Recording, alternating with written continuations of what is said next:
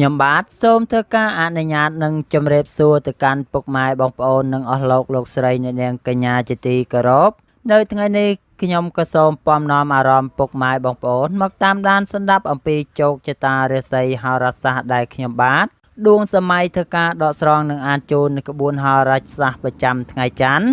ដូច្នេះសូមពុកម៉ែបងប្អូនធ្វើការ comment និងលេខសំណាងនិងពាក្យថាសាធុចំនួន3ដងរួចសេវចេញភ្លាមនឹងមានសំណាងល្អតាមចប់ខ្លួនរហូតនៅថ្ងៃច័ន្ទនេះដែរខ្ញុំក៏សូមបួងសួងឲ្យជាថ្ងៃលៀងគ្រោះចង្រៃសត្រូវខ្លាចជាមិត្តនឹងឲ្យជាថ្ងៃមានលាភមានជ័យមានទ្រព្យសម្បត្តិឡើងខ្ពស់សម្រាប់ឆ្នាំទាំង12នេះដូច្នេះកុំឲ្យខាតពេលយូរសូមពុកម៉ែបងប្អូនរីករាយស្ដាប់ជាមួយនឹងខ្ញុំបាទដូចតទៅសម្រាប់លោកអ្នកដែលកើតឆ្នាំជូតកណ្ដុរមាសអបរាជចិញ្ចឹមនាំលាភនាំជ័យនាំសុភមង្គលប្រាថ្នាអ្វីតែងបានសម្រេចហើយអនាគតខ្លាយជាអ្នកមានទ្រព្យស្រុកស្ដំ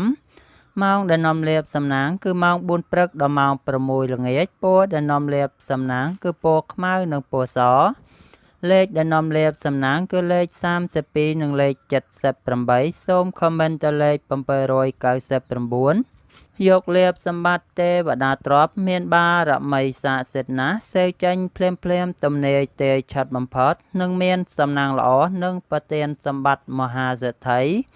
មានលាភមានជ័យមានលុយចូលហូរហៀចំពោះឆ្នាំជូតរាសីឡើងខ្ពស់ត្រដែតនៅថ្ងៃនេះបើលោកអ្នកធ្វើអ្វីមួយបានល្អនោះក៏តែងផ្ដល់ផលល្អនឹងកិច្ចការងារមួយចំនួន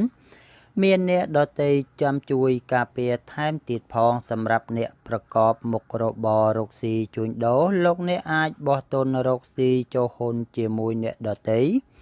ដោយអាចទទួលនៅផ្លែផ្កាមកវិញគួរជាទីពេញចិត្តហើយបើលោកអ្នកចង់ជួញដូរផ្លូវឆ្ងាយក៏តែងហុចផ្លែផ្កាដោយការក្រុងទុកផងដែរការធ្វើដំណើរទីជិតឆ្ងាយជួបសេចក្តីសុខសែមសានដោយសពមួយដងរីឯមโนសញ្ចេតនាបញ្ហាសេចក្តីស្នេហាកំឡោះក្រមុំ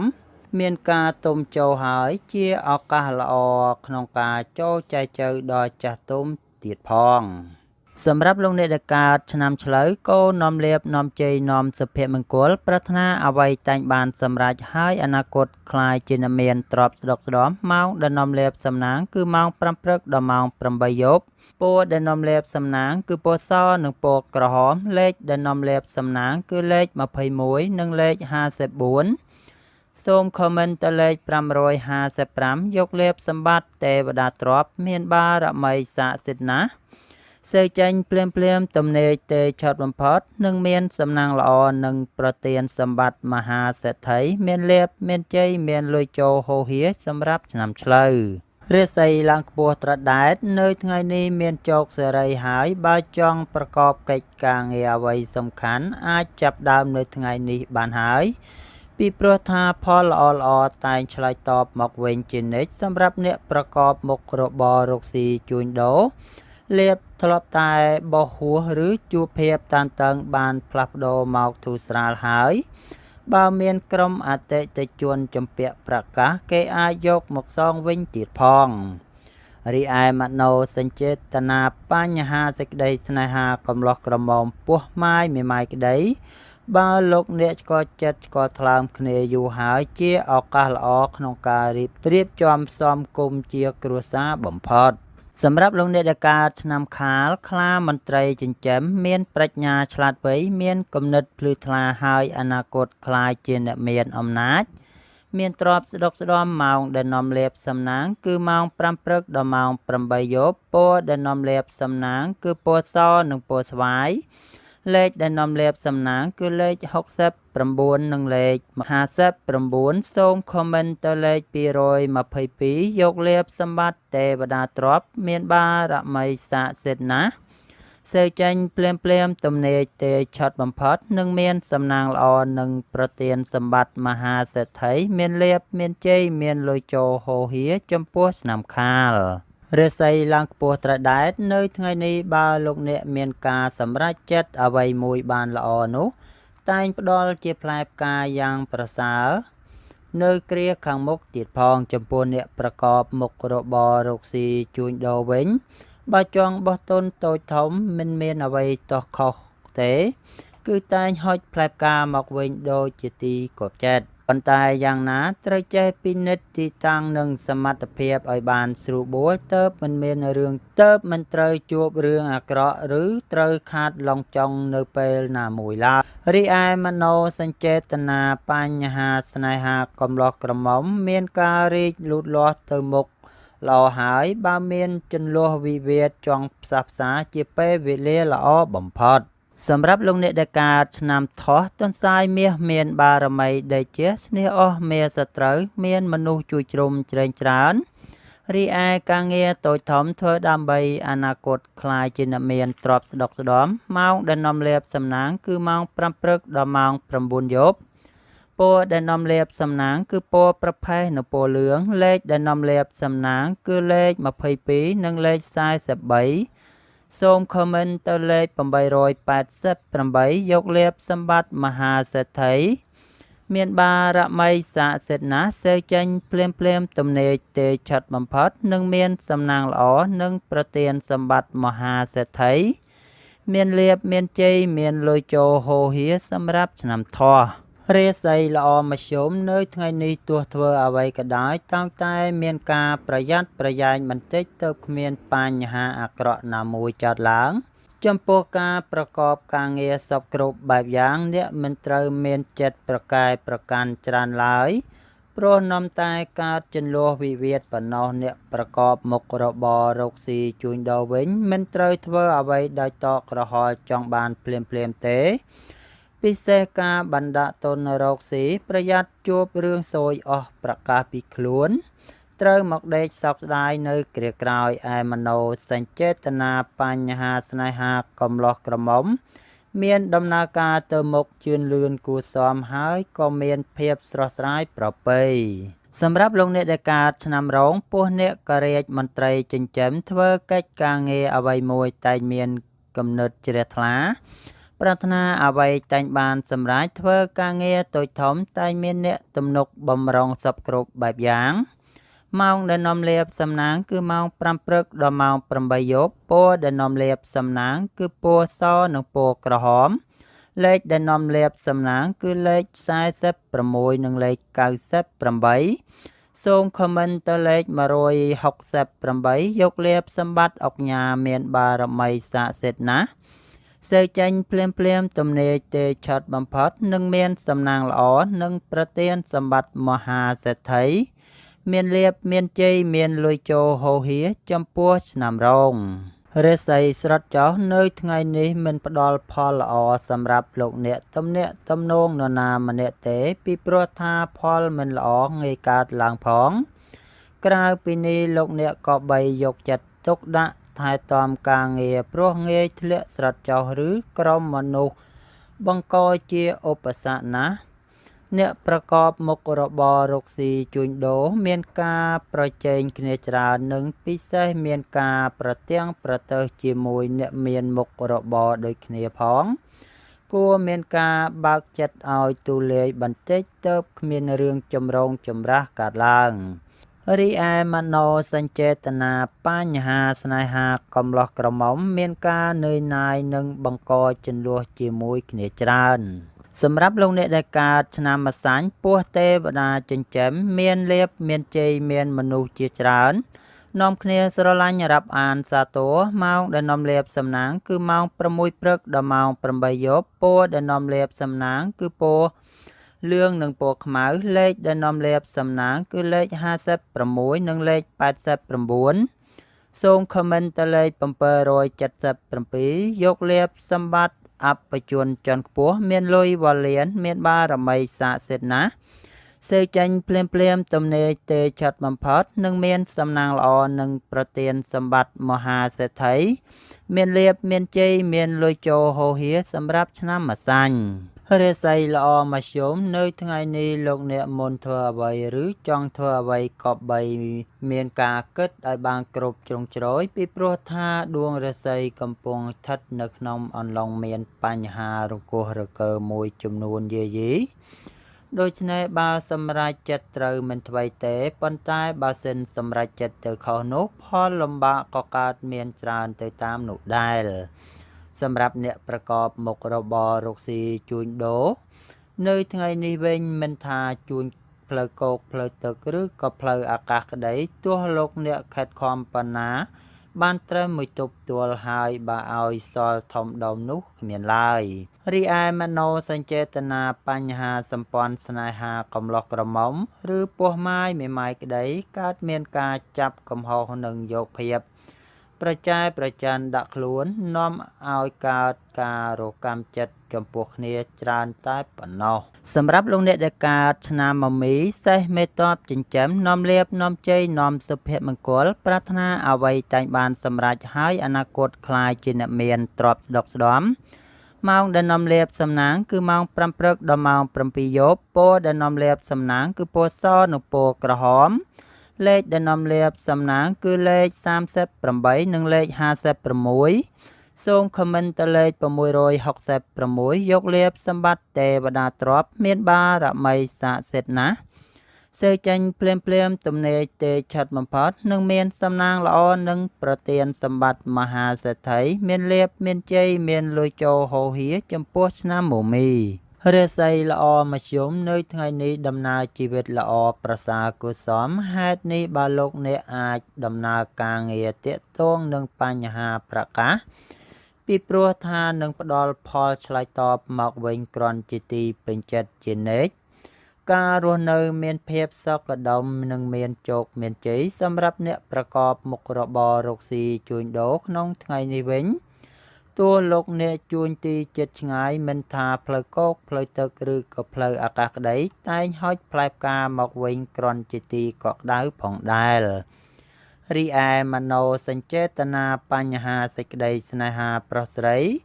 មានភាពសោះក៏ក្រោះបន្តិចព្រោះតែម្នាក់ប្រកាន់ចិត្តខ្លាំងរៀងខ្លួនសម្រាប់លោកអ្នកដែលកើតឆ្នាំមមែពពែមាសមានបារមីដូចជាឈ្នះអស់មាសត្រូវប្រាថ្នាអ្វីតែងបានសម្រេចហើយអនាគតខ្លាយជាមហាសេដ្ឋីគេហាបតីឬក៏អ្នកមានជាន់ខ្ពស់ម៉ោងដែលនាំលាភសំណាងគឺម៉ោង6ព្រឹកដល់ម៉ោង7យប់ពណ៌ដែលនាំលាភសំណាងគឺពណ៌ស្វាយនិងពណ៌លឿងលេខដែលនាំលាភសំណាងគឺលេខ69និងលេខ79សូមខមមិនទៅលេខ789យកលាភសម្បត្តិអ្នកមានជាន់ខ្ពស់មានបារមីស័ក្តិសិទ្ធិណាស់សេចេញភ្លាមទំនេរទេឆិតបំផុតនឹងមានសំណាងល្អនិងប្រទានសម្បត្តិមហាសេដ្ឋីមានលាភមានជ័យមានលុយចូលហូរហៀចំពោះឆ្នាំមមែ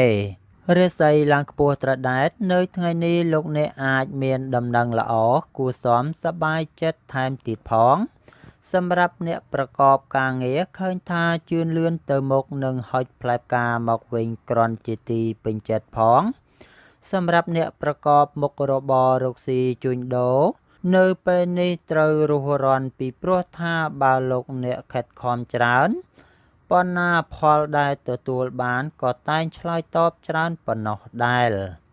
រីឯមโนសញ្ចេតនាបញ្ហាសេចក្តីស្នេហាកំឡោះក្រមុំមានភាពស្រស់ស្រាយនិងផ្អែមល្ហែមគួរសមសម្រាប់លោកអ្នកដែលកើតឆ្នាំវក់ស្វាមន្ត្រីចិញ្ចឹមនាំលាភនាំជ័យនាំសុភមង្គលប្រាថ្នាអ្វីតែងបានសម្រេចហើយអនាគតខ្លាយជាអ្នកមានទ្រព្យស្ដុកស្ដំម៉ោងដែលនាំលាភសំណាងគឺម៉ោង6ព្រឹកដល់ម៉ោង8យប់ពណ៌ដែលនាំលាភសំណាងគឺពណ៌ក្រហមនិងពណ៌សលេខដែលនាំលាភសំណាងគឺលេខ42និងលេខ68សូមខមមិនទៅលេខ777យកលាភសម្បត្តិមហាសម្ពៅលួងមានបារមីស័ក្តិសិទ្ធិណាស់សេចេញភ្លាមទំនេរទេឆិតបំផុតនឹងមានសំណាងល្អនិងប្រទានសម្បត្តិមហាសេដ្ឋី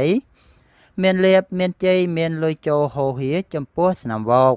រាសីល្អមធ្យមនៅថ្ងៃនេះក្នុងរង្វង់គ្រួសារលោកអ្នកត្រូវតែចេះអត់ឱនឲ្យគ្នាទៅមានភាពសុខដុមនិងប្រកាសមិនហូរធ្លាយចេញទៅក្រៅ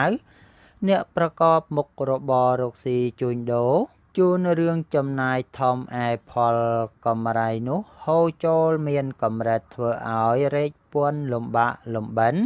ក្នុងពេលនេះដែលបើលោកអ្នកមានដំណើរកំសាន្តផ្សេងកុំក៏បីសេពគប់គ្រឿងស្រវឹងព្រោះងាយកើតរឿងរ៉ាវអាក្រក់ណាស់ហើយស្រួលមិនស្រួល ជន្លោះវិវាទកັບចាក់គ្នាឈានដល់ការប្តឹងផ្តល់អស់ប្រកាសទៀតផងរីឯមโนសញ្ចេតនាបញ្ហាស្នេហាកំឡោះក្រមុំ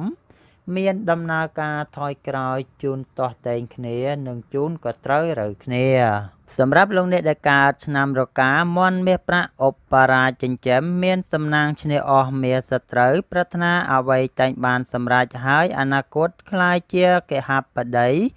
ឬក៏អ្នកមានជាន់ខ្ពស់ម៉ោងដែលនាំលាភសំណាងគឺម៉ោង5ព្រឹកដល់ម៉ោង7យប់ពណ៌ដែលនាំលាភសំណាងគឺពណ៌លឿងនិងពណ៌ក្រហម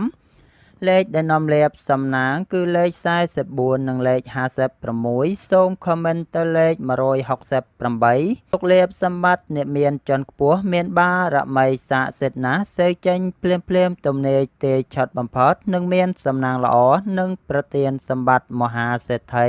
មានលាភមានជ័យមានលុយចូលហូរហៀចំពោះឆ្នាំរការាសីឡើងខ្ពស់ត្រដែតនៅថ្ងៃនេះដោយសារដួងរាសីឡើងខ្ពស់ហេតុនេះលោកអ្នកអាចសម្រុកពេញទីបានហើយពីព្រោះថាផលល្អតែងឆ្លើយតបមកវិញជានិច្ចចំពោះអ្នកប្រកបការងាររាជការឬក្រុមហ៊ុនឯកជនបើលោកអ្នកមានកម្រងឬចង់ធ្វើអ្វីមួយគួររុះរាន់ពីព្រោះផ្លែផ្កាដែលទទួលបានមកវិញគួរជាទីកក់ក្ដៅឯមโนសញ្ចេតនាសម្ព័ន្ធស្នេហាប្រុសស្រីបើមានរៀបអពាហ៍ពិពាហ៍ឬចូលស្ដីដណ្ដឹងជាឱកាសល្អសម្រាប់លោកអ្នកដែលកើតឆ្នាំចសនៈនាំលាភនាំជ័យឧបរាជចិញ្ចឹមឈ្នះអស់មាសត្រូវប្រាថ្នាអ្វីតែងបានសម្រេចហើយអនាគតក្លាយជាកហបតីមហាសេដ្ឋីឬក៏អ្នកមានជាន់ខ្ពស់ម៉ោងដែលនាំលាភសំណាងគឺម៉ោង5ព្រឹកដល់ម៉ោង9យប់ពណ៌ដែលនាំលាភសំណាងគឺពណ៌ខ្មៅនិងពណ៌ប្រផេះលេខដែលនាំលាភសំណាងគឺលេខ14និងលេខ48សូមខមមិនទៅលេខ168យកលាភសម្បត្តិទេវតាទ្រព្យមានបារមីស័ក្តិសិទ្ធិណាស់សេចេញភ្លាមទំនេរទេឆត់បំផុតនិងមានសំណាងល្អនិងប្រទានសម្បត្តិមហាសេដ្ឋីមានលាភមានជ័យមានលុយចូលហូរហៀសម្រាប់ឆ្នាំចរាសីឡើងខ្ពស់ត្រដែតនៅថ្ងៃនេះដំណើរជីវិតរបស់លោកអ្នកល្អប្រសើរម្ល៉េះហើយរាល់ការប្រកបការងារទទួលផលឆ្លើយតបមកវិញផងដែរអ្នកប្រកបការមុខរបររកស៊ីជួញដូរផ្ដល់ផលល្អចំពោះការចរចាការបណ្ដាក់ទុនឬការចង់បញ្ចេញប្រកាសក្នុងការធ្វើអ្វីមួយព្រោះមិនត្រឹមសមដូចប្រកបទេតែនៅចាប់រីកដោះដាលទៅមុខទៀតផងការធ្វើដំណើរទីជិតឆ្ងាយជួបភាពសុខដុមទាំងពេលទៅនិងពេលត្រឡប់មកវិញរីឯបញ្ហាសេចក្តីស្នេហាកំឡោះក្រមុំមានការរីកលូតលាស់និងផ្អែមល្ហែមប្រពៃសម្រាប់លោកអ្នកដែលកើតឆ្នាំកុរជ្រូកនាំលាភនាំជ័យនាំសុភមង្គលប្រាថ្នាអ្វីតែងបានសម្រេចហើយអនាគតក្លាយជាអ្នកមានទ្រព្យស្ដុកស្ដំម៉ោងដែលនាំលាភសំណាងគឺម៉ោង5ព្រឹកដល់ម៉ោង8យប់ពណ៌ដែលនាំលាភសំណាងគឺពណ៌សនិងពណ៌លឿងលេខដែលនាំលាភសំណាងគឺលេខ69និងលេខ89សូមខមមិនទៅលេខ567លាភសម្បត្តិទេវតាទ្រព្យមានបារមីស័ក្តិសិទ្ធិណាស់សេចេញភ្លាមទំនេរទេឆត់បំផុតនិងមានសំណាងល្អនិងប្រទានសម្បត្តិមហាសេដ្ឋីមានលាភមានជ័យមានលុយចូលហូរហៀចំពោះឆ្នាំកុររាសីស្រត់ចុះនៅថ្ងៃនេះបើទោះបីធ្វើអ្វីត្រូវមានចិត្តត្រជាក់នោះផលអាក្រក់នឹងត្រូវរលត់រលាយចាកចេញឆ្ងាយទៅវិញជាពុំខានចំណែកអ្នកប្រកបមុខរបររកស៊ីជួញដូរវិញដោយសារដួងរាសីដាំក្បាលចុះម្ល៉េះហើយការចេញធ្វើចំនួនទីជិតឆ្ងាយគឺមានការជួបបញ្ហានិងលំបាកក្នុងការ